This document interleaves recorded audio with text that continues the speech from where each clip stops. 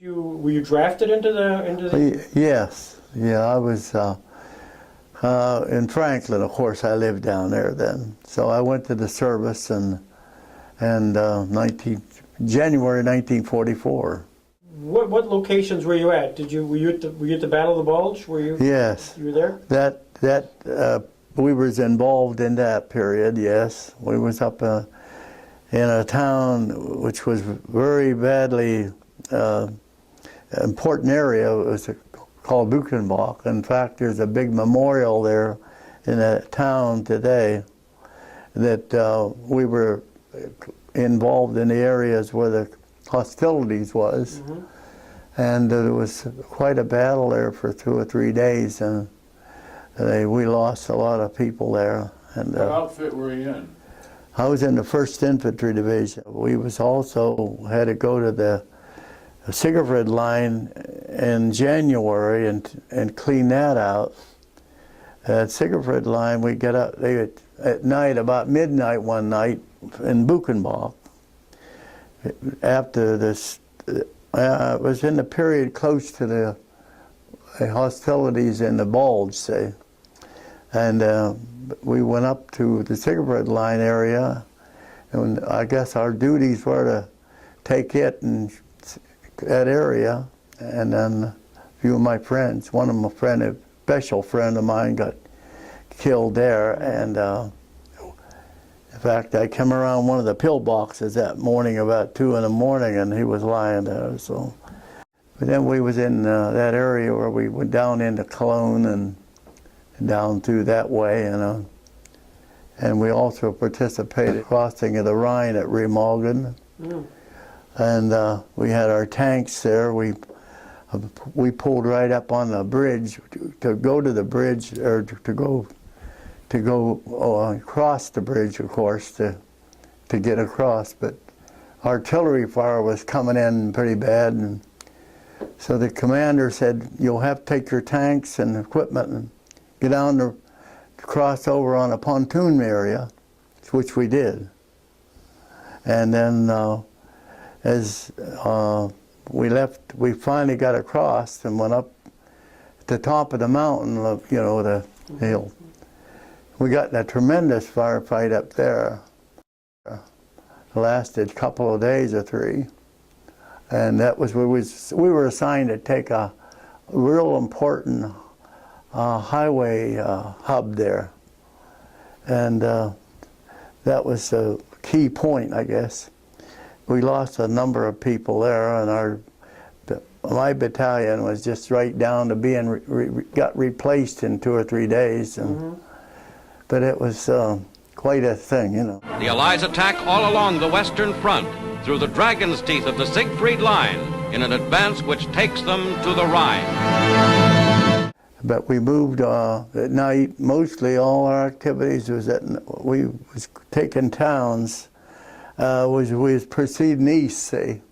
Our division was, and we were getting into some severe things and taking towns. But yeah, we were in areas where that was our constant move. So we never, the infantry keeps moving, Tanks, we went on tanks and got into some fierce firefights with the German tanks, and mm-hmm. and but no, I guess we lost a number of fellas at one fight up there. We was only about I was a 3 out of about our platoon, Number of them was injured, and I got landed on my back from a mortar one day. So I'm pretty lucky to be here. And one particular night, I had a captain from Macon, Georgia. His name was Captain Fair. And he gave us, we was all ready to move out, and about 2 in the morning, well, it was about 10 at night, really. And he said, one individual soldiers, I presume they were under stress. and he didn't want to take the order to go out on the scouting, you know. But he reconnoitered the area to see how many. We always sent scouts out before we proceeded, but he just it was a direct order. So the captain said, "Well, I'm sorry, but we'll have to hold you responsible for your, you know, not obeying an order." So, but he said, "You know, you're violating Article War, this, that." But the rest of us was, we finally got somebody else to go, but we moved on, and March was our worst month. In February, we were in snow deep. In January, we was in snow deep up at the Siegfried line, and the snow was probably up to your waist sometimes, and we got in a real scrap. I remember we left in January the 16th or 18th.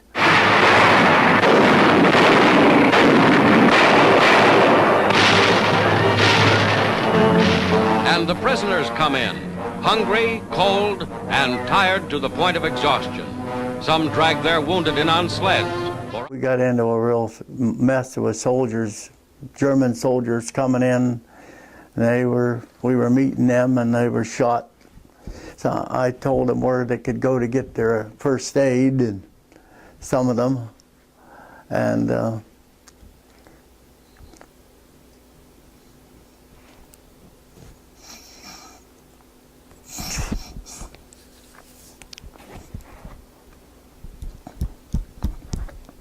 Very normal. Near the end of the war, there was a lot of German soldiers that were trying to get to the American lines too. I don't know if you ran into that where you were or not. yeah. The good Lord was good to us. Yeah. The Russians were coming in, and the German soldiers were still being surrendering, say. And the Russians were coming in right behind them. And the German soldiers wanted us to take them, say. So the result was that our major one day, 2 or 3 days of that, he said, "We're not taking any more German soldiers." He said the Russian colonel wants, they have to take them back or something. And so he said, "We're going to have to set up perimeters and this and that, and the guards won't let nobody else through." So that's what happened there. The German soldiers had to be turned over to them. It was quite alarming, I guess, that we lost our president, but they did announce it, of course, and we always liked the president. I never seen too much rejection of in my unit. They didn't. Most all the soldiers was very, they were very sincere in their duties and this and that. Yep. And but we did have, that was quite a shock too, yeah, to the hero. He passed away in April, wasn't it? Mm-hmm. Hostilities will end officially at 1 minute after midnight tonight. Yeah, we did. We got the good news, I guess. Yeah. Yeah. We had some awful big tanks we was in, and we rolled right into Czechoslovakia one afternoon there, and there was a barbed wire with a bunch of prisoners in it. I remember in a tank I was on, and we pulled up, and the word came that they wanted to get out, of course. So they just took one of their cables off the tank and hitched onto it and pulled it right off. And there was so much jubilation that evening that it was nice weather then, of course, and that the prisoners were so elated and happy that they thought we were the saviors, I guess.